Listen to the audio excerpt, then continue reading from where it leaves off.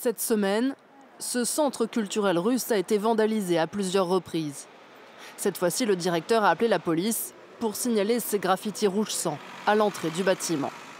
Il est impossible de ne pas remarquer, c'est donc une vraie hystérie anti-russe. Depuis le début de la guerre en Ukraine, les membres de la communauté russe de Paris témoignent aussi d'insultes et de nombreux amalgames, comme cette étudiante qui a préféré rester anonyme.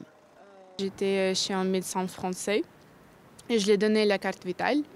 Et il a vu que je suis russe, il m'a demandé « T'es content? Qu'est-ce que tu as fait? Qu'est-ce que ton président a fait ?» Dans sa librairie, Natalia Turine a elle choisi d'afficher en vitrine sa solidarité envers le peuple ukrainien. Et dans les rayons, les livres sur l'Ukraine sont disposés bien en évidence. Ceux qui ont un peu de cœur, évidemment, ils vivent mal. Après, le problème, c'est qu'ils ne sont pas plus malheureux que ceux qui sont sous la bombe. Un, et deux, ils sont quand même bien mieux que ceux qui sont à Moscou et qui risquent 15 ans de prison pour dire une phrase de travers. Donc on n'est vraiment pas à plaindre, nous les Russes à Paris. La surveillance a été renforcée autour de certains endroits fréquentés par la communauté russe, comme la cathédrale de la Sainte Trinité ou le conservatoire Rachmaninov, qui aurait reçu des menaces de mort.